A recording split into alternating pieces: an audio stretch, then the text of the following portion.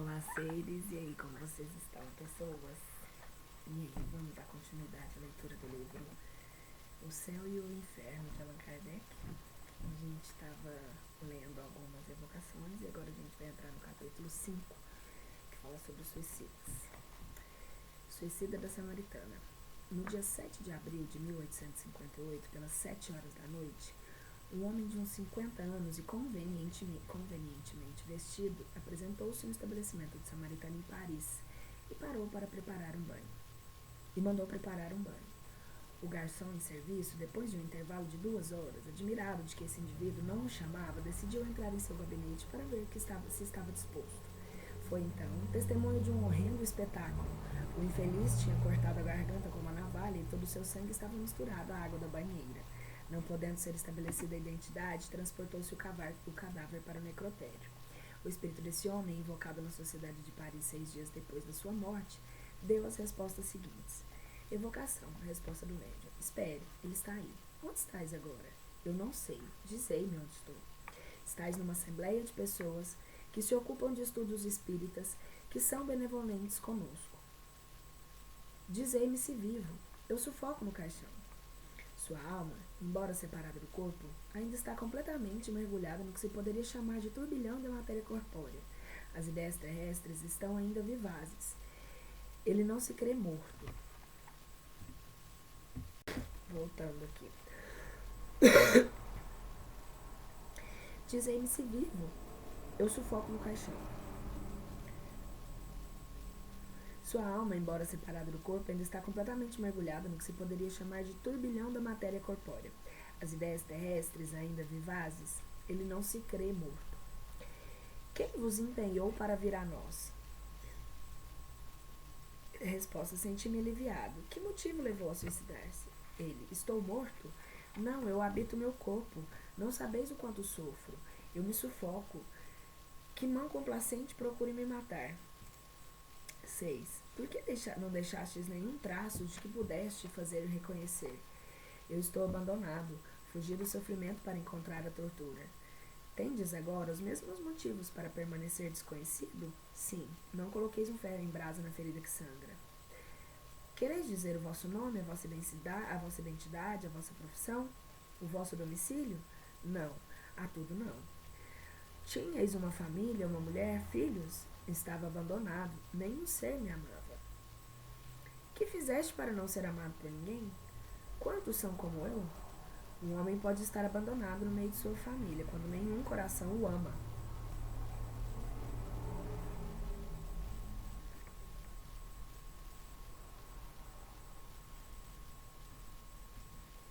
No momento de concretizar o vosso suicídio, não sentistes nenhuma hesitação? Eu tinha sede da morte, esperava o repouso. Com o pensamento do futuro, não vos fez renunciar ao vosso projeto? Não acreditava mais nele, eu estava sem esperança, o futuro é esperança.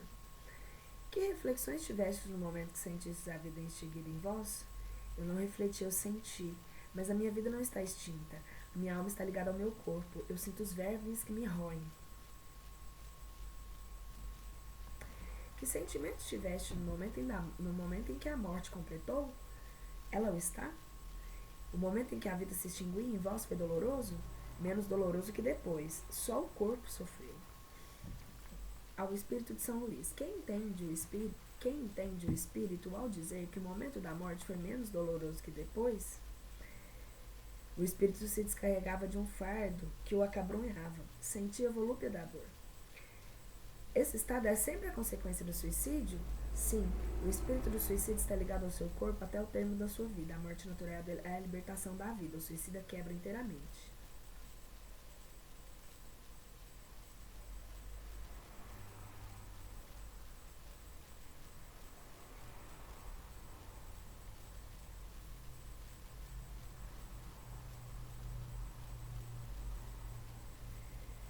Esse estado é o mesmo em toda morte acidental, independentemente da vontade e que abrevia a duração natural da vida? Não. Que entendeis por suicídio? O espírito não é culpado, senão das suas obras. Esta dúvida da morte é muito comum nas pessoas falecidas há pouco, sobretudo naquelas que durante a vida não elevaram a sua alma acima da matéria. É um fenômeno bizarro à primeira vista, mas que se explica naturalmente ao indivíduo posto no sonambulismo pela primeira vez. Pergunta-se se dorme. Ele responde quase sempre que não. Essa é a sua resposta é lógica. O interrogador foi quem colocou mal essa sua resposta é lógica. O interrogador foi quem colocou mal a questão, servindo-se de um termo impróprio. A ideia do sono, na nossa língua usual, está ligada à suspensão de todas as faculdades sensitivas.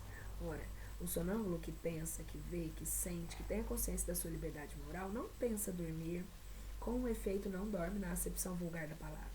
Por isso, ele responde não até que seja familiarizado com essa maneira de entender a coisa. Ocorre o mesmo no homem que acaba de morrer. Para ele, a morte é o aniquilamento do ser. Ora, como sonâmbulo, ele vê, sente e fala. Portanto, para ele não está morto. E o diz até o momento em que adquire a intuição do seu novo estado. Essa ilusão é sempre mais ou menos penosa, porque nunca é completa e deixa o espírito numa certa ansiedade. No exemplo acima, ela é um verdadeiro suplício pela sensação dos vermes que roem o corpo e pela duração de que deve ser a que teria a vida desse homem se não fosse abreviada. Esse estado é frequente entre os suicidas, mas não se apresenta sempre em condições idênticas. Varia, sobretudo, em duração e intensidade, segundo as circunstâncias agravantes ou atenuantes da falta. A sensação dos vermes e da decomposição do corpo não é mais especial nos suicidas. Ela é frequentemente naqueles que viveram mais da vida material do que da vida espiritual. Em princípio, não há falta impune, mas não há regra uniforme absoluta nos meios de punição. O pai e o conscrito. No começo da guerra com a Itália, em 1859, um negociante de Paris, pai de família, gozado da estima geral em todos os seus vizinhos que tinha um filho que fora sorteado para o serviço militar. Achando-se, para sua posição, na impossibilidade de exonerá-lo do serviço, teve a ideia de se suicidar a fim de isentá-lo como filho de viúva. Foi evocado um ano depois na Sociedade de Paris a pedido de uma pessoa que o conhecera e que desejava conhecer a condição no mundo dos espíritos. Quereis nos dizer se podemos evocar o homem de que se acaba de falar? Sim, ele ficará muito feliz porque estará um pouco aliviado. Evocação. Obrigado, eu sofro muito, mas é justo, entretanto, ele me perdoará. O espírito escreve com grande dificuldade, os caracteres são irregulares e mal formados. Depois da palavra, mas se detém, tenta em vão escrever e não faz senão alguns traços indecifráveis e pontos. É evidente que é a palavra de Deus que ele não pode escrever. Preenchei a lacuna que deixastes. A resposta dele, eu sou indigno. Dissestes que sofrei sem dúvida e errastes em vos suicidar. Mas é que o motivo que vos levou a esse ato não vos mereceu nenhuma indulgência? A minha punição será menos longa, mas a ação nem por isso foi menos má. Podereis nos descrever a punição que sofreis? Sofro duplamente, na minha alma e no meu corpo. Sofro neste último, embora não possua mais, como um amputado sofre um membro ausente. A vossa ação teve o vosso filho por único motivo e não foste solicitado por nenhuma outra causa? Só o amor paternal me guiou. Em favor desse motivo a minha pena será abreviada. Prevedes o fim dos vossos sofrimentos? Não lhe conheço o fim, mas eu estou seguro de que este fim existe e que me é um alívio. Ainda há pouco não pudestes escrever o nome de Deus. Entretanto, temos visto espíritos muito sofredores escrevê-lo. Isso faz parte da vossa punição? A resposta: eu o poderia, com grandes esforços de arrependimento. Pois bem, fazer grandes esforços de tratar e de escrevê-lo, estamos convencidos que se ao isso chegar, será ser-vos-á um alívio. O espírito acabou por escrever em alguns caracteres irregulares, trementes e muito grossos. Deus é muito bom.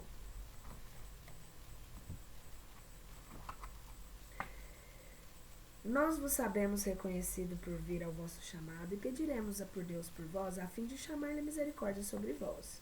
Sim, se vos apraze. Quereis dar a vossa apreciação pessoal sobre o ato do espírito que acabamos de evocar? A resposta: este espírito sofre justamente porque lhe faltou a confiança em Deus, que é uma falta sempre punível. A punição seria terrível e muito longa se não tivesse em seu favor um motivo louvável que era o impedir o seu filho de ir ao encontro da morte. Deus, que vê o fundo dos corações, não o puniu senão segundo as suas obras. Observações. À primeira vista, este suicídio parece desculpável, porque pode ser considerado como um ato de devotamento. Com um efeito, mas não completamente. Assim como disse o Espírito de São Luís, a este homem faltou confiança em Deus. Por essa ação, talvez impediu o destino de seu filho de se cumprir. Primeiro, não estava certo de que este seria morto na guerra, e talvez seria essa carreira que devesse dar-lhe a oportunidade de fazer uma coisa que seria útil a seu adiantamento. A sua intenção, sem dúvida, era boa, assim lhe foi tida em conta. A intenção atenua o mal e merece a indulgência, mas não impede o que é mal de ser mal. Sem isso, em favor do pensamento, poder-se-ia desculpar todos os delitos e preceder-se-ia, mesmo, matar sob o pretexto de prestar serviço. Uma mãe que mata o filho na crença de que o envia direto ao céu é menos culpada porque o faz numa boa intenção? Com esse sistema, justificar-se-iam todos os crimes que um fanatismo cego cometesse nas guerras religiosas. Em princípio, o homem não tem o direito de dispor da sua vida, porque esta lhe foi dada em vista dos deveres que deveria cumprir na terra. Por isso, não deve abreviá-la voluntariamente sobre nenhum pretexto. Como tem seu livre-arbítrio, ninguém pode impedi-lo, mas sofre-lhe sempre as consequências. O suicídio mais severamente punido é aquele que cumpre pelo desespero, tendo em vista livrar-se das misérias da vida. Sendo essas misérias ao mesmo tempo provas e expiações, subtrair-se delas é recuar diante da tarefa que se aceitara, às vezes mesmo diante da missão que se deveria cumprir. O suicídio não consiste somente no ato voluntário que produz a morte instantânea. Está também em tudo o que se faz, em conhecimento de causa que deve apressar prematuramente a extinção da força das vidas. Não se pode assemelhar ao suicídio o devotamento daquele que se expõe à morte iminente para salvar o seu semelhante. Primeiro, porque não há, no caso, nenhuma intenção imediata de subtrair-se à vida. Em segundo lugar, não há perigo ao qual a providência não possa nos tirar se na hora de deixar a terra não chegou. Se a morte ocorre em tais circunstâncias, é um sacrifício meritório, porque é uma abnegação em proveito de outrem. Está no Evangelho segundo o Espiritismo, capítulo 5, número 53, 65, 66 e 67. François Simon Louvet, do Havre. A comunicação seguinte foi dada espontaneamente numa reunião espírita no Havre, em 12 de fevereiro de 1863. Tende piedade de um pobre miserável que sofre há muito tempo de tão cruéis torturas. O vazio, o espaço, eu caio, acudam. Meu Deus, eu tive uma vida tão miserável. Era um pobre diabo. Sofria frequentemente de fome nos meus velhos dias. Foi por isso que me pus a beber e tinha vergonha e desgosto de tudo. Eu queria correr e me atirei. Meu Deus, que momento! Porque, pois desejar acabá-la quando estava tão próximo do fim? Orai para que eu não veja mais sempre esse vazio abaixo de mim. Vou quebrar nessas pedras. A isso vos conjuro, a vós que tendes conhecimento das misérias daqueles que não estão mais nesse mundo. Dirijo-me a vós, embora não me conheçais, porque sofro tanto. Por que quereis provas? Eu sofro, isso não é o bastante? Se tivesse fome no lugar desse sofrimento mais terrível, mas invisível para nós, não hesitaríeis em me aliviar, dando um pedaço de pão. Eu vos peço, orai por mim. Não posso permanecer por mais tempo. Pedi a um desses felizes que estão aqui e sabereis quem eu era. Orai por mim. François Simon Louvet. O guia do médium, aquele que acaba de se dirigir a ti, o meu filho, um pobre infeliz que tinha a prova de miséria na terra, mas o desgosto a roubou. Faltou-lhe coragem e o infortunado, em lugar de olhar para o alto, como deveria fazer, deu-se a bebedeira. Desceu aos últimos limites do desespero e pôs em uma triste prova, lançando-se à torre de François em 1º de 22 de François 1. François, não sei se é François, não sei. Em 22 de julho de 1857. Tende piedade da sua pobre alma, que não é avançada, mas que todavia tem bastante conhecimento da vida futura para sofrer e desejar nova prova. Orai a Deus para conceder-lhe essa graça e fareis uma boa obra. Tendo pesquisado, encontrou-se no Jornal do Havre, em 23 de julho de 1857, o artigo seguinte, do qual está a substância. Ontem, às 4 horas, que passeavam no cais, ficaram dolorosamente impressionados com um horrível acidente. Um homem lançou-se da torre e foi quebrar-se sobre as pedras. Era um velho puxador de siga, que nas suas inclinações à embriaguez levaram ao suicídio. Chama-se François Victor Simon Louvet. Seu corpo foi transportado para a casa de uma das suas filhas, Rua da Cordere, e tinha a idade de 67 anos. Depois de quase 6 anos que esse homem morreu, se vê sempre caindo da torre e indo quebrar nas pedras. Espanta-se do vazio que tem diante de si e está nas apreensões da queda. Isso há 6 anos. Quanto isso durará? Ninguém o sabe. e essa incerteza aumenta as suas angústias. Isso não vale o inferno e suas chamas? Quem revelou esses castigos? Foram inventados? Não. São aqueles mesmos que o sofreram e que vêm descrevê-los, como outros que descrevem as suas alegrias. Frequentemente o fazem espontaneamente, sem que se pense neles. Isso que exclui toda a ideia do que se deseja no joguete da própria imaginação. Uma mãe e seu filho. No mês de março de 1855, o Sr. C., negociante numa pequena cidade perto de Paris, tinha em sua casa seu filho, com a idade de 21 anos, gravemente enfermo. Este jovem, sentindo-se no momento de expirar, chamou a sua mãe e ainda teve forças para abraçá-la. E esta disse-lhe, vertendo lágrimas abundantes: Vai, meu filho, precede-me, não tardarei em seguir-te. Ao mesmo tempo, ela saiu escondendo a cabeça entre as mãos. As pessoas se achavam presentes nessa cena pungente consideravam as palavras da senhora C. como simples explosão de dor, que o tempo e a razão deveriam apaziguar. Entretanto, todo doente sucumbido foi procurado em toda a casa e encontrado enforcado no celeiro. O enterro da mãe se fez ao mesmo tempo que o de seu filho. A evocação do filho vários dias depois do fato. Pergunta: Tendes conhecimento da morte da vossa mãe, que se suicidou sucumbindo ao desespero que a vossa perda lhe causou? Resposta: Sim, e sem o desgosto que me causou o cumprimento da sua fatal resolução, eu seria perfeitamente feliz. Pobre e excelente mãe, ela não pôde suportar a prova dessa separação momentânea e tomou para se reunir ao filho que amava tanto o caminho que deverá dele afastá-la. Ai, por muito tempo, assim ela retardou indefinidamente essa reunião, que seria rápida se a submissão às vontades do Senhor enchesse a sua alma e fosse resignada, humilde e arrependida diante da prova que iria sofrer e a inspiração que iria purificá-la. Orai, orai por ela, e sobretudo não a imiteis, mães comovidas pelo triste relato da sua morte. Não a creiais que ela amava melhor que outras mães esse filho que era sua alegria e seu orgulho. Não, não amava melhor, mas faltou-lhe coragem e resignação. Mães que me escutais, quando virdes a agonia velar os olhos instintos dos vossos filhos, lembrai-vos de que, como Cristo, eles sobem o cume do Calvário, de onde deverão se elevar à glória eterna. Benjamin C. Evocação da mãe. Quero ver o meu filho. Tendes o poder de me devolver? Ó, cruéis, pegaram para conduzi-lo à luz e me deixaram na noite. Eu o quero, ele me pertence. Não possui valor o amor maternal? O quê? Ter carregado 9 meses, nutrido com seu leite a carne da sua carne, o sangue de seu sangue, ter guiado os seus primeiros passos, tê-lo ensinado a balbuciar o nome sagrado de Deus e o doce nome da mãe, tê-lo feito dele um homem pleno de atividade de inteligência e honestidade, retidão, de amor filial, perdê-lo quando realizava as esperanças que se conceberam dele, que o futuro brilhante lhe abriria à frente. Não, Deus não é justo, não é o Deus das mães, não compreende o seu desespero e a sua dor. Quando me dou a morte para não deixar o meu filho, me arrebata de novo. Meu filho, onde estás? O evocador: Pobre mãe, nós compadecemos com a vossa dor, mas tomastes um triste meio para estar reunida ao vosso filho. O suicídio é um crime aos olhos de Deus e devereis pensar que ele pune toda a infração às suas leis. A privação da visão do vosso filho é a vossa punição. A mãe: Não, eu acreditava em Deus melhor do que nos homens. Eu não cria em seu inferno, mas na reunião das almas que se amam como nos amamos. Eu me enganei. Não é o Deus justo e bom, uma vez que não compreendeu a intensidade da minha dor e do meu amor.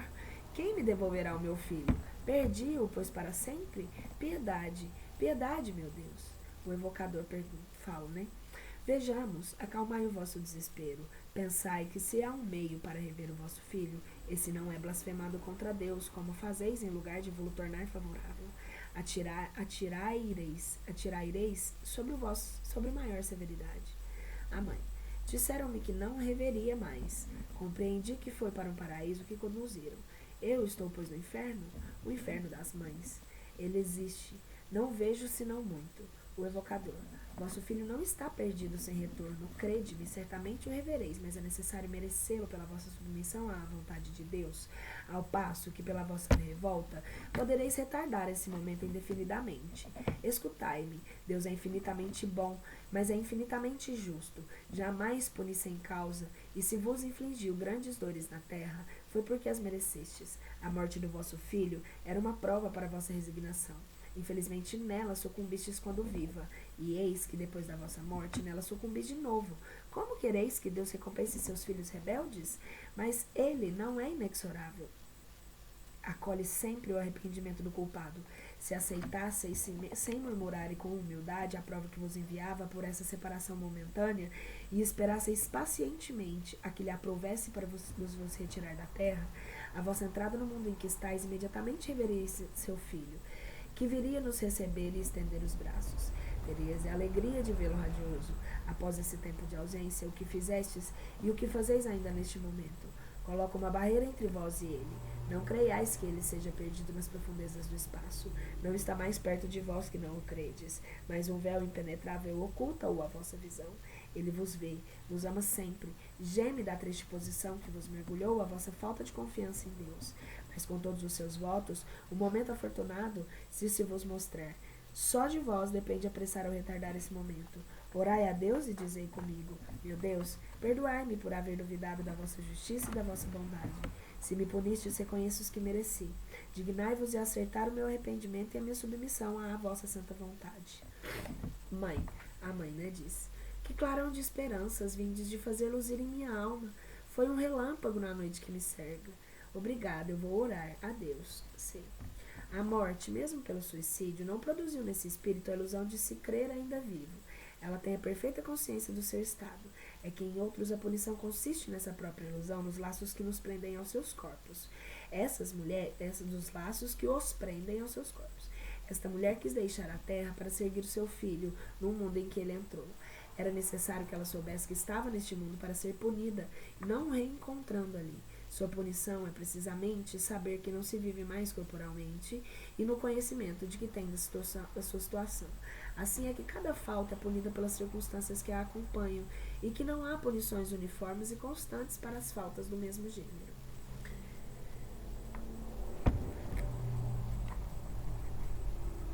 Duplo suicídio por amor e por dever.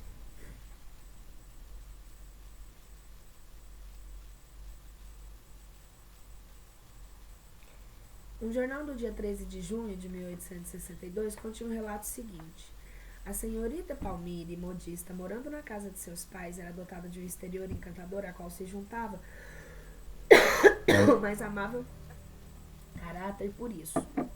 Só um instante. Bom, abre aqui porque tá.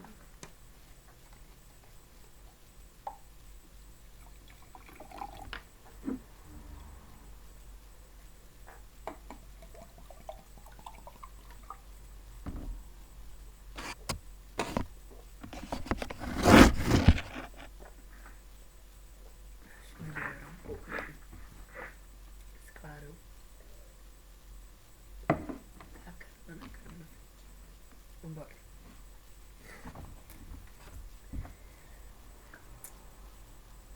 Entre os aspirantes à sua mão, ela distinguira o Sr. B, que sentira por ela uma viva paixão. Embora ela o amasse muito, entretanto, acreditou dever por respeito filial render-se ao desejo de seus pais, esposando-o Sr. D, cuja posição social lhes parecia mais vantajosa do que a seu rival. Os senhores B e D eram amigos íntimos, embora não tivessem juntos nenhuma relação de interesse, eles não cessavam de se verem.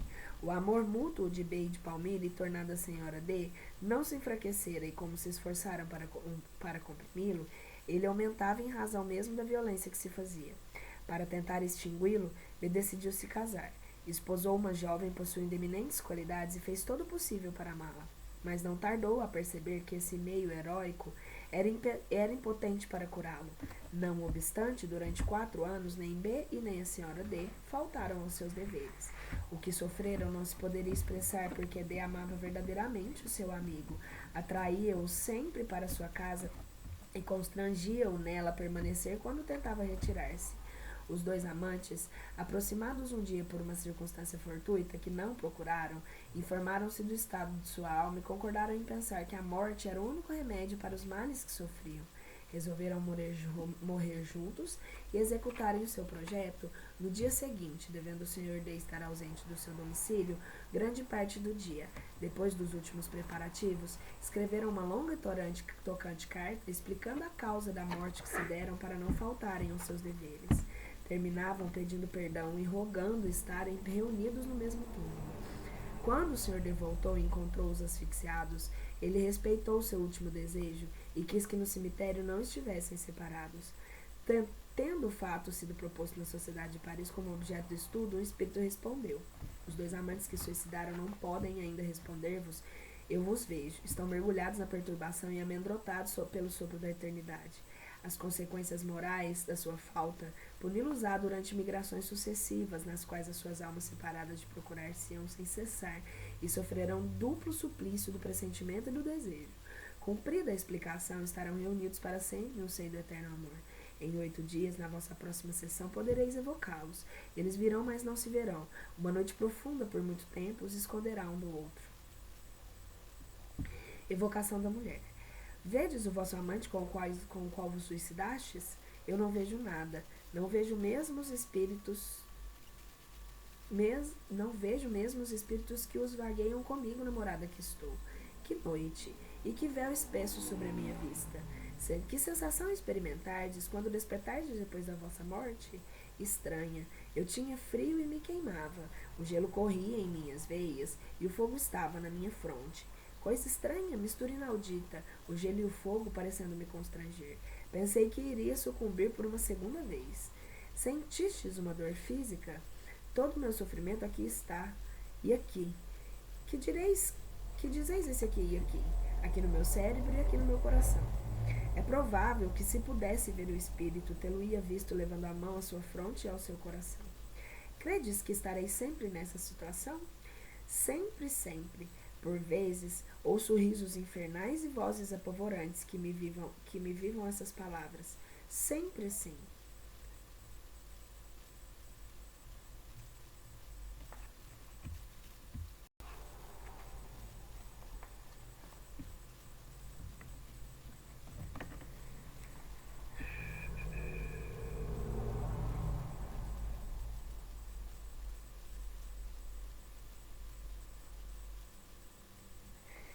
Credes que estáis sempre nessa situação, por vezes está.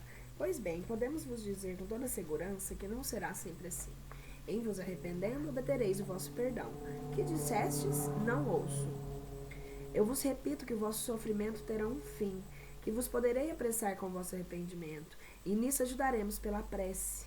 Não ouvi senão uma palavra e vagos sons. Essa palavra é graça. É graça que quisestes falar?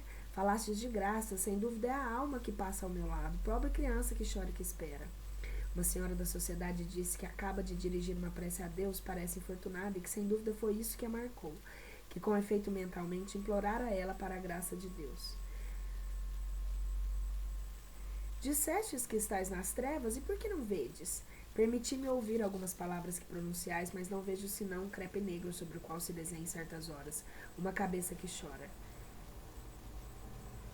Mas vosso amante aqui está, não o vedes? Nem senti a sua presença junto a vós? Ah, não me falai dele. Devo esquecê-lo no instante que quero que do crépito que se apague a imagem que lhe veio traçada. Qual é essa imagem? A de um homem que sofre, cuja existência moral sobre a terra por longo tempo matei. Lendo esse relato, de início está disposto a encontrar para que se suicida circunstâncias atenuantes a considerá-lo mesmo como um ato heróico. Peraí, vou ler de novo, que eu voei. Lendo esse relato, de início se está disposto a encontrar para esse suicida circunstâncias atenuantes, a considerá-lo mesmo como um ato heróico, uma vez que foi provocado pelo sentimento do dever. Vê-se que foi julgado do outro modo e que a pena dos culpados é longa e terrível por se refugiarem voluntariamente na morte a fim de fugirem da luta. A intenção de não faltarem aos seus deveres, sem dúvida, é digna, e isso lhe será levado em conta mais tarde, mas o verdadeiro mérito seria de vencer o arrastamento, ao passo que fizeram como desertor que se esquiva no momento do perigo.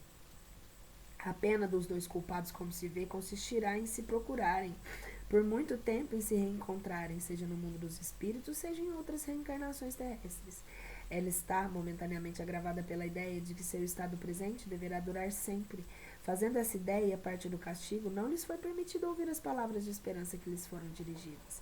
Aqueles que se achariam essa pena bem terrível e bem longa, sobretudo, se ela não devesse cessar, senão depois de algumas reencarnações. Diremos que a sua duração não é absoluta e que dependerá da maneira de como suportarão as suas provas futuras no que se pode ajudá-los pela prece. Eles serão, como todos os espíritos culpados, os árbitros do seu próprio destino. Entretanto, isso não vale ainda mais que a danação eterna, sem a esperança, ao qual estão irrevogavelmente condenados, segundo a doutrina da Igreja, que os considera de tal modo como devotados para sempre ao inferno que lhes recusou as últimas preces, sem dúvida como inúteis. Luís e a pespontadeira de botinas. Há 7 ou 8 meses, o chamado Luís G., oficial sapateiro, fazia o corte à senhorita Victorine R., pespontadeira de botinas, com a qual deveria se casar muito proximamente, uma vez que os anúncios estavam em curso de publicação. Estando as coisas nesse ponto, os jovens consideravam quase que como definitivamente unidos e, por medida de economia, o sapateiro vinha a cada dia tomar suas refeições na casa da sua futura esposa. Um dia, tendo Luís visto como de costume ser na casa da espontadeira de botinas, sobreveio uma contestação a propósito de uma futilidade. Obstinou-se de parte a parte, e as coisas chegaram ao ponto que Luís deixou na mesa e partiu jurando nunca mais voltar. No dia seguinte, entretanto, o sapateiro veio pedir perdão. Sabe-se que a noite é boa conselheira, mas a operária, talvez prejulgando, segundo a cena da véspera, o que poderia sobrevir se não houvesse mais tempo para se desdizer, recusou-se conciliar e protestos, lágrimas e desespero, nada pôde dobrá-la. Passado vários dias, desde aquela desavença, Luís, esperando que sua bem-amada seria mais tratável, quis tentar uma última negociação. Chegou, pois, e bateu de modo a se fazer reconhecer, mas se recusou a abrir. Então, novas súplicas da parte do pobre desaposado, novos protestos através da porta, mas nada pôde tocar a implacável pretendida. Adeus, pois, malvada, exclamou enfim o pobre jovem. Adeus para sempre. Tratai de encontrar o marido que nos ame tanto quanto eu. No mesmo tempo, a jovem ouviu uma espécie de gemido abafado e depois, como o barulho de um corpo que tomba deslizando ao longo da sua porta, tudo entrou em silêncio. Então ele imaginou que Luís se instalara sobre a soleira para esperar a sua primeira saída. Ela, porém, prometeu não se pôr o pé em fora quando ele lá estivesse. Havia apenas um quarto de hora que isso se passara, quando um locatário que passava sobre o patamar com luz soltou uma exclamação e pediu socorro. Logo chegaram os vizinhos e a senhorita Victorine, tendo igualmente aberto a porta, lançou um grito de horror, percebendo que, estendido sobre o patamar da escada, o seu pretendido pálido e inanimado. Cada um se apressou em lhe dar socorro, mas logo se percebeu ser tudo inútil e que ele cessara de existir. O infeliz jovem mergulhara em seu trinchete na região do coração e o ferro permaneceu na ferida.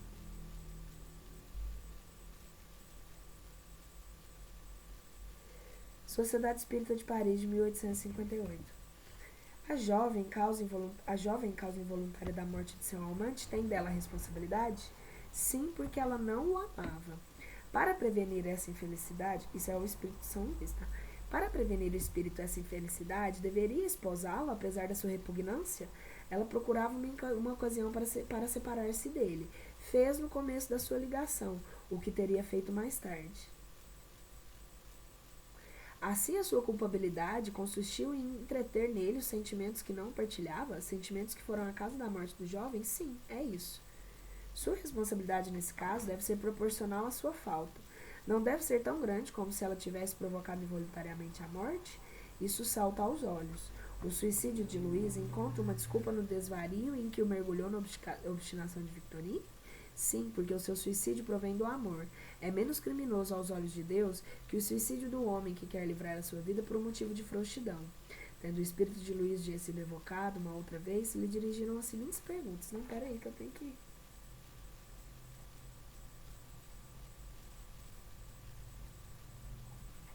Ué, mas ela não tem responsabilidade porque ela não o amava?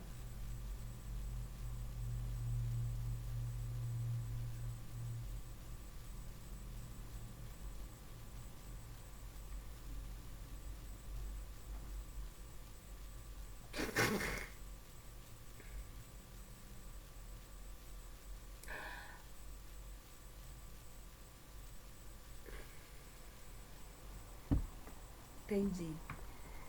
Mesmo ela não amando, ela continuou com ele.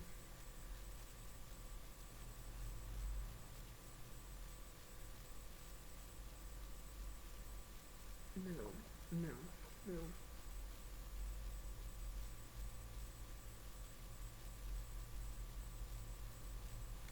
Ah, entreteu os sentimentos que não partilhava. Entendi. Vamos às perguntas, né, para o espírito de Luiz G. Que pensais da ação que cometestes? Resposta: Victorina é uma ingrata. Eu errei em matar-me por ela porque ela não o merecia. Portanto, ela não vos amava? Não. No início, ela acreditou.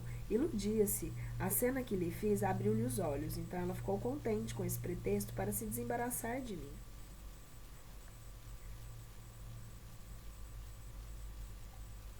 E vós a amáveis sinceramente? Eu tinha paixão por ela. Eis tudo, eu acreditava, se eu a amasse com um amor puro, não quereria a causar-lhe desgostos.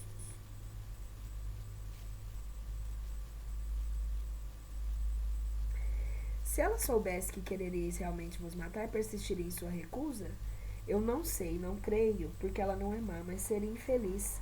Vale ainda mais para ela que isso tenha passado assim. Chegando à sua porta, tinhas intenção de vos matar em caso de recusa? Não, não pensava nisso. Não acreditava que ela fosse tão obstinada. Não foi senão quando vi sua obstinação que então uma vertigem me tomou. Pareceis não lamentar o vosso suicídio, senão porque Victorino não o merecia. É o único sentimento que experimentais? Neste momento, sim, eu estou ainda muito perturbado. Parece-me estar à porta, mas ainda sinto outra coisa que não posso definir.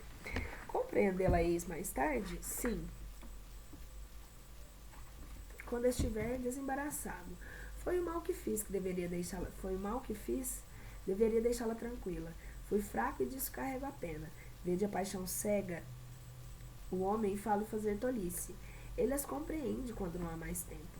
Dissesse que disso carregais a pena. Que pena sofreis? Errei em abreviar a minha vida. Não deveria. Deveria tudo suportar, de preferência deixando-a acabar com o tempo. E depois sou infeliz, eu sofro. É sempre ela que me faz sofrer. Parece-me ainda lá, em sua porta, a ingrata. Não falai mais disso, não quero mais nisso pensar. Me faz muito mal. Adeus. Desse aí uma prova da justiça distributiva que preside a punição dos culpados segundo o grau da responsabilidade. Na presente circunstância, a primeira falta é da jovem, que entretera Luiz em um amor que não compartilhava, e do qual gracejava. Ela carrega, pois, a maior parte da responsabilidade. Quanto ao jovem, é punido também pelo sofrimento que suporta, mas a sua pena é leve, porque não o fez senão para ceder ao movimento e refletido ao momento de exaltação, em lugar da fria premeditação daqueles que se suicidam para subtraírem as provas da vida. Cara, mas aí é muito foda, ué. É, mas uai, eu não entendo.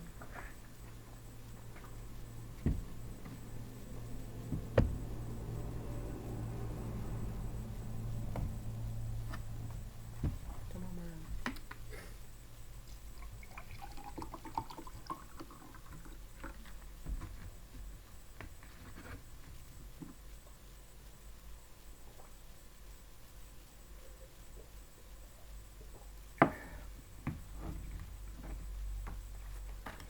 Um ateu.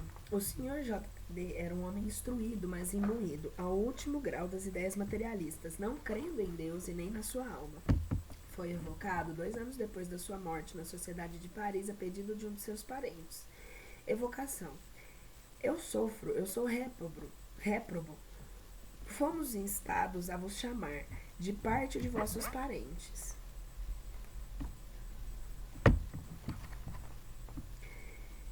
que desejam conhecer a vossa sorte. Podeis dizer-vos se a vossa evocação vos é agradável ou penosa? É penosa. A vossa morte foi voluntária? Sim.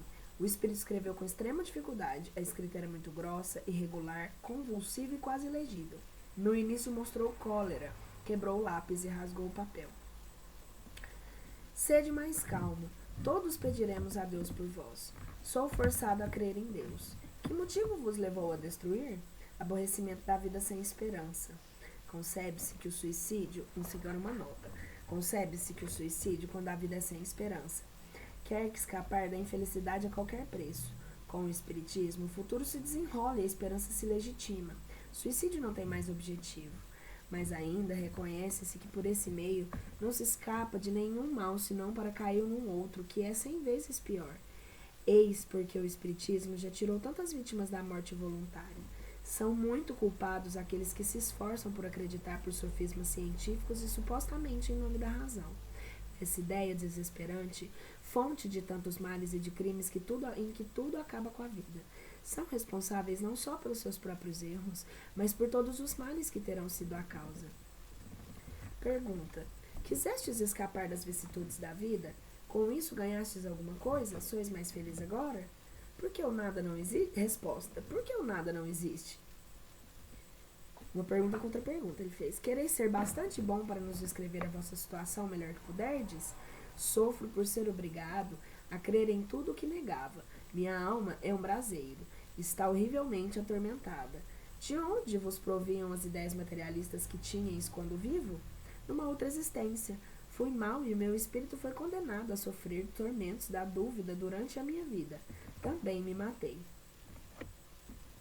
Há aqui toda uma ordem de ideias. Pergunta-se frequentemente como pode haver materialistas, uma vez que, tendo passado pelo mundo espiritual, deveriam ter dele a intuição.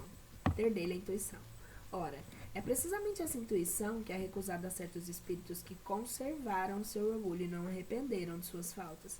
Sua prova consiste em adquirirem durante toda a vida corpórea, por sua própria razão, a prova da existência de Deus e da vida futura que tem incessantemente sobre os olhos. Mas a miúde, a presunção de nada admitirem acima de si, arrebata-os ainda e sofrem-lhe a pena, até que domado o orgulho rendem-se enfim à evidência. 9. Quando estáveis sufocado, que pensáveis que se vos adviria? Que reflexões fizestes nesse momento? Resposta: nenhuma. Era o nada para mim. Vi depois que, não tendo sofrido toda a minha condenação, iria ainda muito sofrer.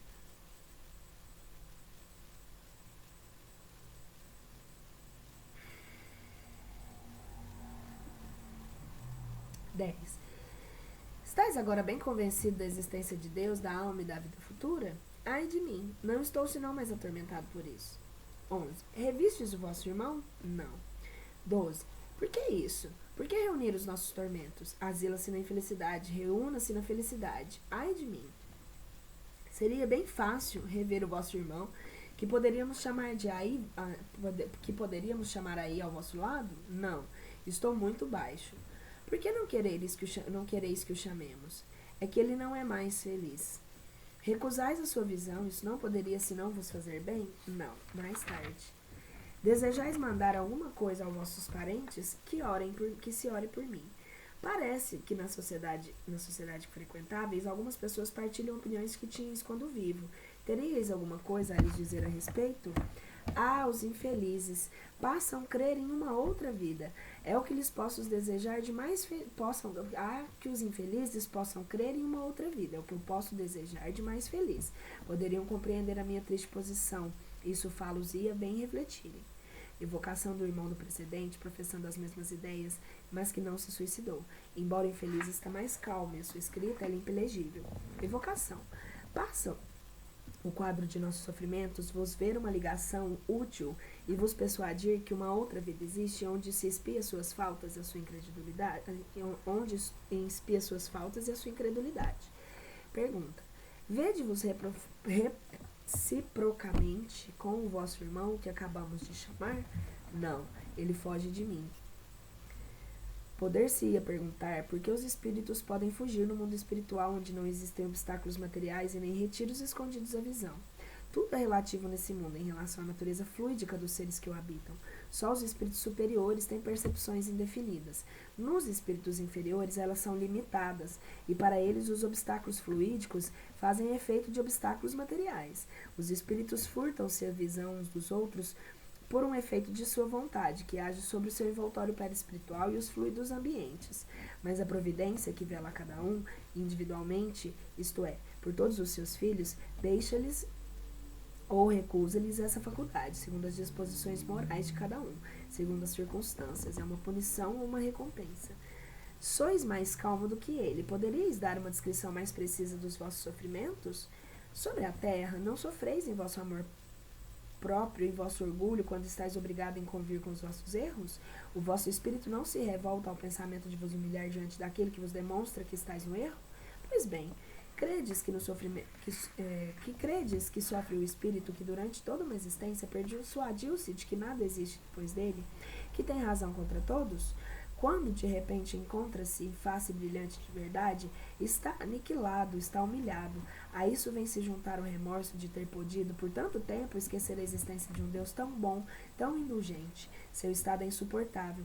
Não encontra nem calma nem repouso. Não encontrará um pouco de tranquilidade, senão no momento em que a graça santa, quer dizer, o amor de Deus, tocá-lo, porque o orgulho se apodera de tal modo do nosso pobre espírito que envolve-o inteiramente, e lhe é necessário ainda muito tempo para se desfazer dessa veste fatal. Não é senão a prece de nossos irmãos que pode nos ajudar a desembaraçarmos dele. Quereis falar de vossos irmãos viventes ou espíritos? De uns e de outros. Enquanto conversávamos com vosso irmão, uma pessoa aqui presente orou por ele. Essa prece lhe foi útil? Ela não será perdida. Se recusa a graça agora, isso lhe virá quando estiver no estado de recorrer a essa divina panaceia. Vemos aqui um outro gênero de castigo, mas que não é o mesmo em todos os incrédulos. Independentemente do sofrimento, é a necessidade desse espírito de reconhecer as verdades que renegara quando vivo. Suas ideias atuais denotam um certo progresso comparativamente com outros espíritos que persistem na negação de Deus. Já é alguma coisa e um começo de humildade em convir que se está enganado. É mais que provável que na sua próxima encarnação o incrédulo terá dado lugar junto de si ao sentimento inato da fé. Tendo transmitido à pessoa que nos pediu fazê-las o resultado dessas suas evocações, dela recebemos a resposta seguinte: não podeis crer, Senhor, o grande bem produzido pela evocação do meu sogro e do meu tio. Nós o reconhecemos perfeitamente. A escrita do primeiro, sobretudo, tem uma analogia impressionante com a que tinha quando vivo. Tanto melhor que durante os últimos meses que passou conosco, ela era brusca e indecifrável. Nela se encontram as mesmas formas de hastes e de letras de parágrafo e de certas letras. Quanto às palavras, às expressões e aos estilos, é ainda impressionante. Para nós a analogia é perfeita. A não ser que está mais esclarecido sobre Deus, a alma e a eternidade, que ela não negava tão formalmente outrora. Entregamos, pois, perfeitamente convencidos de sua identidade. Deus disso será glorificado pela nossa crença mais firme no Espiritismo, e nossos irmãos, espíritos e viventes, com isso se tornarão melhores. A identidade do seu irmão não é menos evidente. Na diferença imensa do ateu ao crente, reconhecemos o seu caráter, estilo, boleio de frases, mas uma palavra sobretudo nos impressionou. Foi a panaceia, que era sua palavra habitual. Dizia-se e a repetia a cada instante. Comuniquei essas duas evocações a várias pessoas que se impressionaram com a sua velocidade, mas os incrédulos, aqueles que partilharam as opiniões dos dois pacientes, desejam respostas ainda mais categóricas, que o senhor dê, por exemplo, precisasse o local onde foi enterrado, aquele onde se afogou, de que maneira dali foi tirado, etc. Para satisfazê-los e convencê-los, não poderias evocá-lo de novo. Nesse caso, poderíeis bem lhe endereçar as seguintes perguntas: onde e como? Peraí, gente, um minutinho.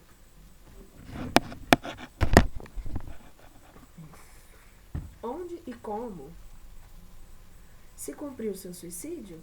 Quanto tempo ficou sobre a água? Em que lugar o seu corpo foi encontrado? Em que lugar foi enterrado? De que maneira civil, religiosa procedeu-se a inumação e etc.? Quereis, eu vos peço, Senhor, para fazer responder categoricamente essas perguntas que são essenciais para aqueles que ainda duvidam. Eu estou persuadido do bem imenso que isso produzirá. Farei de modo que a minha carta vos chegue amanhã, sexta-feira, a fim de que possais fazer essa evocação na sessão da sociedade que deverá ocorrer nesse dia. Respondemos a essa carta por falta do fato de identidade que ela constata. Aqui juntamos a resposta que lhe demos para a instrução das pessoas que lhe são familiarizadas com as comunicações além túmulo. As perguntas que nos pedistes endereçar ao espírito de vosso sogro, sem dúvida são ditadas por uma louvável intenção, de convencer os incrédulos, porque em vós não se mistura nenhum sentimento de dúvida e de curiosidade, mas um conhecimento mais perfeito da ciência espírita vos faria compreender que são supérfluas. Primeiro, pedindo-me para fazer os vossos parentes responderem categoricamente, sem dúvida, ignorais que não governamos os espíritos à nossa vontade. Eles respondem quando querem, como querem e frequentemente como podem. A sua liberdade de ação ainda é maior da sua vida que da sua vida. Eles têm mais meios de escaparem ao constrangimento moral que se quisesse exercer sobre eles. As melhores provas de identidade são as que estão espontaneamente de sua própria vontade, ou que nascem das circunstâncias na maior parte do tempo. É em vão que se procura provocá-las. Vosso parente provou a sua identidade de maneira irrecusável. Segundo vós, é, pois, mais provável que recusaria responder às perguntas que, com razão, pode-se considerar como supérfluas e feitas, tendo em vista satisfazer a curiosidade de pessoas que lhe são indiferentes. Poderia responder como fazem frequentemente outros espíritos em semelhante caso, para que serve perguntar essas coisas que sabeis? Acrescentará mesmo que o estado de perturbação e de sofrimento em que se encontra deve lhe tornar mais penosas as pesquisas desse gênero. É absolutamente como se quisesse constranger um doente que pode apenas com dificuldade pensar em falar a contar-te os detalhes da sua vida. Isso, seguramente, seria faltar às considerações que se deve à sua posição. Quanto ao resultado que disse esperais, seria nulo. Ficai disso persuadido.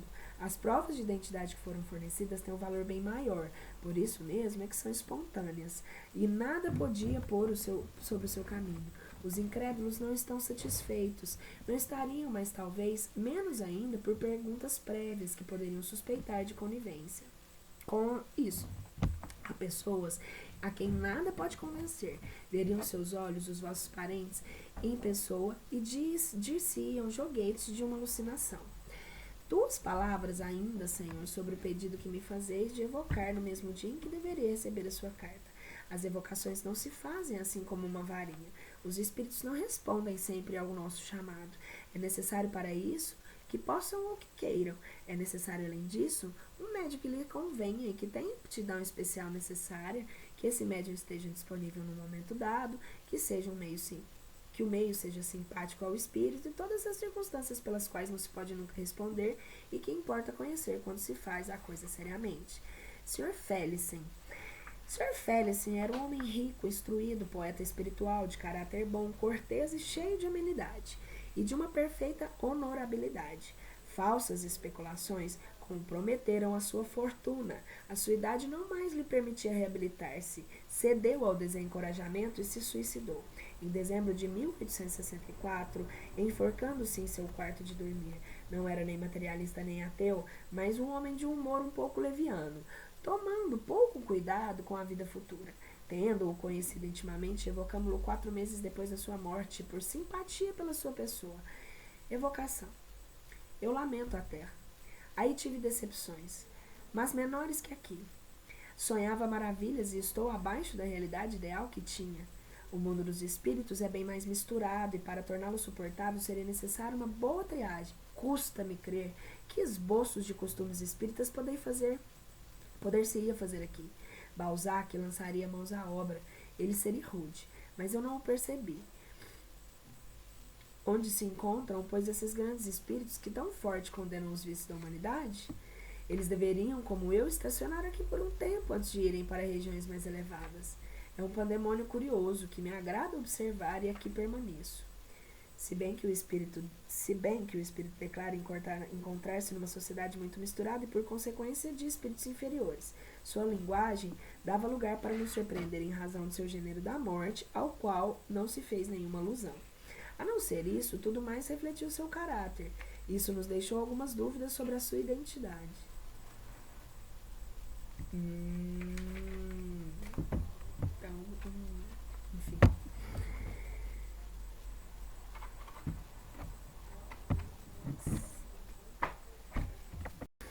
Querei dizer-nos, eu vos peço como morrestes?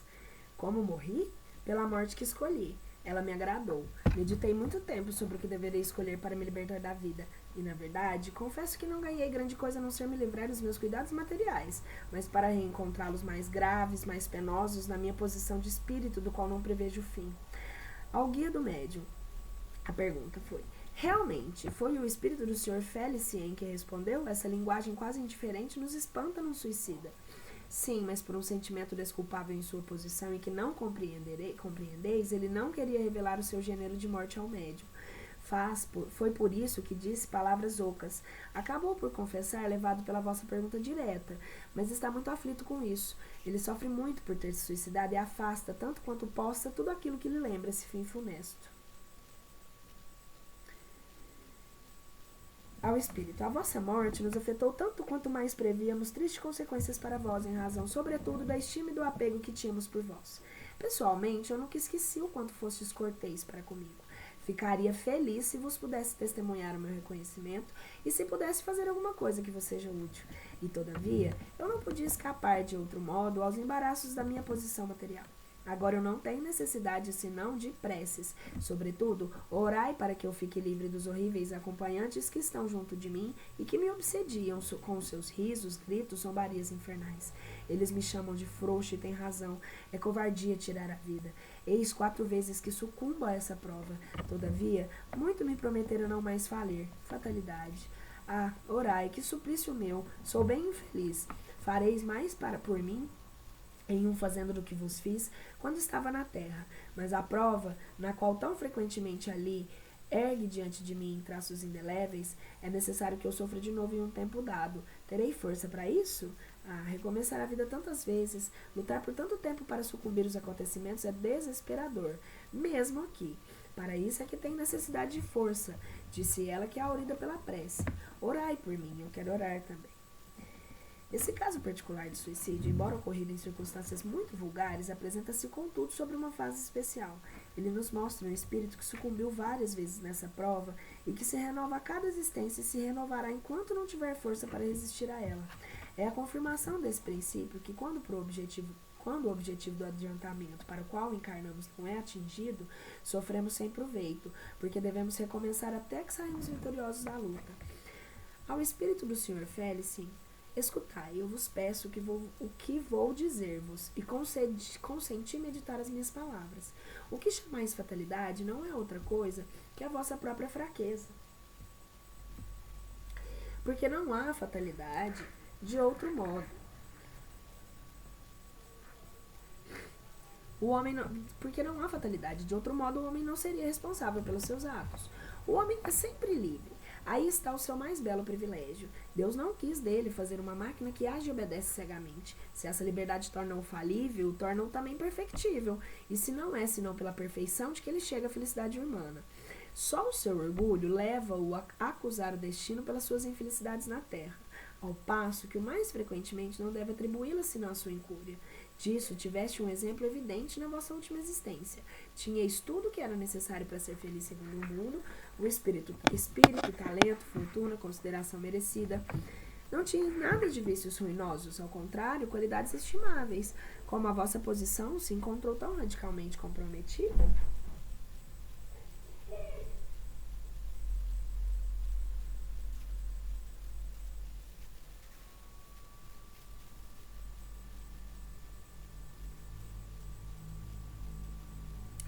unicamente pela vossa imprevidência. Convinde que se agisseis com mais prudência, se soubesseis vos contentar com a bela parte que já tinhais, em lugar de procurar aumentá-la sem necessidade, não vos arruinaríeis. Não houve, portanto, nenhuma fatalidade, uma vez que podíeis evitar o que ocorreu. A vossa prova consistia num encadeamento de circunstâncias. Vou voltar um pouquinho aqui. Vinde que agisse com mais prudência, se soubesse vos contentar com a bela parte que já tinhas, em lugar de procurar aumentá-la sem necessidade, não vos arruinaríeis. Não houve, portanto, nenhuma fatalidade, uma vez que podias evitar o que ocorreu. A vossa prova consistia no encadeamento de circunstâncias que deveriam vos dar, não a necessidade, mas a tentação do suicídio. Infelizmente para vós, apesar do vosso espírito e da vossa instrução, não soubestes dominar as circunstâncias e carregai-as a pena da vossa fraqueza. Essa prova, assim como o pressentistes com razão, deverá se renovar ainda. Na nossa próxima existência, sereis alvo de acontecimentos que provocarão de novo o pensamento do suicídio, e assim será até que houverdes triunfado. Longe de acusar a sorte, que é a vossa própria obra, admirai a bondade de Deus, que em lugar de vos condenar irremissivelmente numa primeira falta, oferece-vos sem cessar os meios de reparar. Sofrereis, pois não eternamente, mas tão longo tempo, quanto a reparação de não ocorrer. De vós depende tomar, no estado de espírito, resoluções de tal modo enérgicas de expressar a Deus o arrependimento tão sincero, de solicitar com tanta instância o apoio dos bons espíritos, que chegareis na terra, couraçado contra todas as tentações. Uma vez obtida essa vitória, caminhareis na rota da felicidade com tanto maior rapidez, por sobre todos os outros aspectos, o vosso avanço já é muito grande. É, pois, ainda um passo a transpor. Nisso, vos ajudaremos com as vossas preces, mas elas serão impotentes se não secundardes aos vossos esforços. Obrigado, resposta, obrigado pelas vossas exortações. Delas eu tenho muita necessidade, porque sou mais feliz do que queria fazê-lo parecer. Vou aproveitá-las e asseguro-vos, e preparar a minha próxima encarnação, na qual desta vez farei tudo a não sucumbir. Tarda-me sair do ignóbil meio em que aqui estou relegado. Félice. Antoine Bell. Guarda-livros numa casa bancária do Canadá, suicidou-se 28 de fevereiro de 1865. Um dos nossos correspondentes, doutor em medicina e farmacêutico, na mesma cidade, deu-nos por sua conta as informações seguintes. Eu conhecia Bell, havia mais de 20 anos. Era um homem inofensivo e pai de numerosa família. Há algum tempo imaginou ter comprado veneno em minha casa e ter ele servido para envenenar alguém. Frequentemente vinha suplicar-me para dizer-lhe que na época o vendera e se entregara. O vendera e se entregava, no entanto, as alucinações terríveis. Perdia o sono, acusava-se, batia no peito. Sua família ficava numa ansiedade contínua, 4 horas da tarde até as 9 da manhã, momento que entrava na casa bancária, onde mantinha seus livros de maneira muito regular, sem jamais cometer um único erro.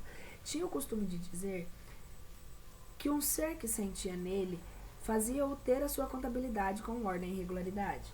No momento em que ele parecia estar convencido do absurdo dos seus pensamentos, exclamava: não quereis me enganar.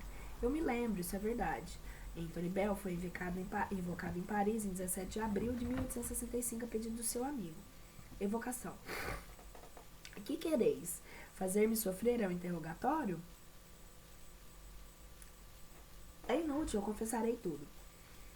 2. Está longe do nosso pensamento querer vos atormentar com perguntas indiscretas. Desejamos unicamente saber qual é a vossa posição no mundo em que estáis e se podemos vos ser úteis.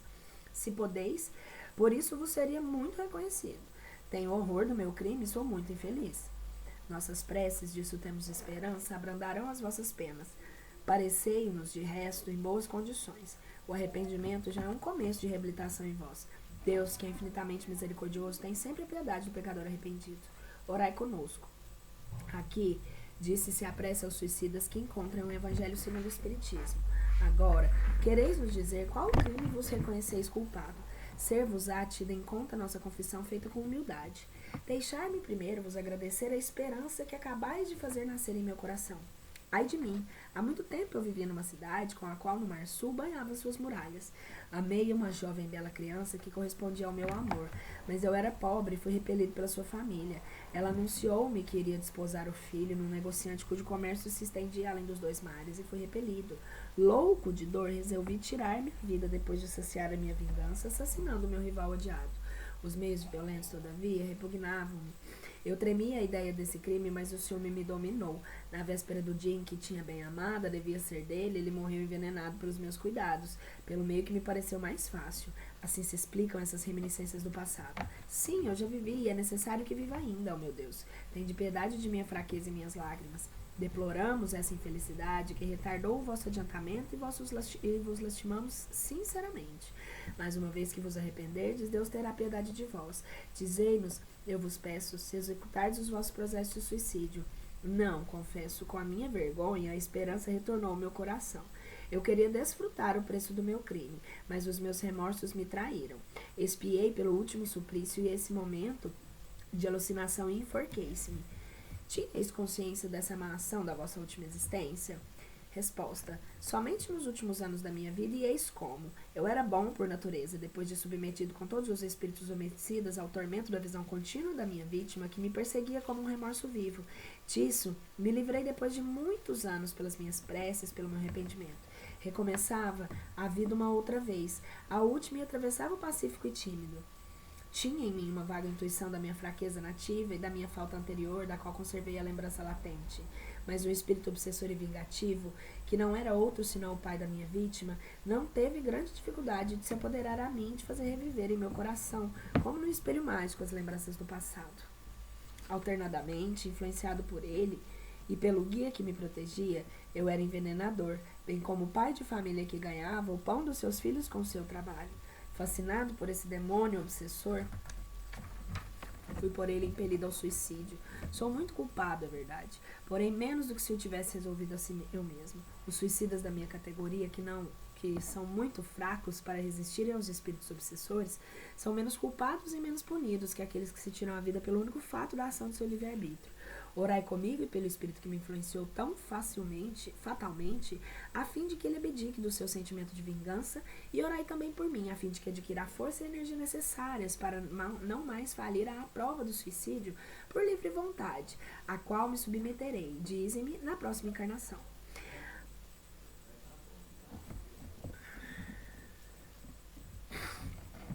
Ao guia do médium.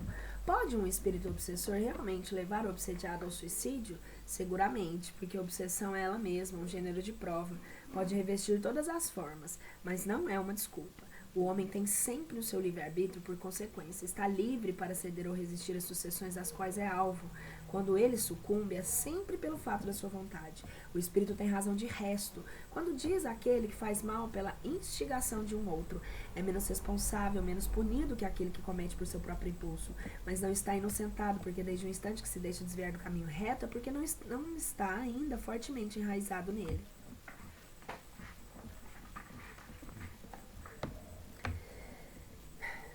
Como ocorre que, apesar da prece do arrependimento que tinham se livrado do espírito do tormento, que experimentava pela visão da sua vítima, ainda podia ele ser perseguido pela vingança do espírito obsessor na sua última encarnação? Resposta. O arrependimento, vós sabeis, não é senão preliminar da reabilitação, mas não basta para livrar o culpado de toda a pena. Deus não se contenta com promessas. É necessário provar por seus atos a solidez do retorno ao bem. Por isso o espírito é submetido a novas provas que fortifiquem ao mesmo tempo os que fazem adquirir um mérito a mais. Quando dela sai vitorioso, será o alvo de perseguição dos maus espíritos até que estes o sintam bastante fortes para lhe resistir. Então, eles o deixam em repouso, porque sabem que as suas tentativas seriam inúteis. Esses dois últimos exemplos nos mostram a mesma prova se renovando em cada encarnação. Portanto, temos tempo quanto nela se sucumba. Anthony Bell nos mostra, por outro lado, o fato não menos instrutivo de um homem perseguido pela lembrança de um crime cometido na existência anterior, com um remorso e uma advertência. Vemos por aí todas as existências são solidárias umas com as outras. A justiça e a bondade de Deus revelam-se na faculdade que deixa o homem para se melhorar gradualmente, sem jamais fechar-lhe a porta do resgate de suas faltas. O culpado é punido pela sua própria falta e a punição, em lugar de ser vingança de Deus, é o meio empregado para fazê-lo progredir.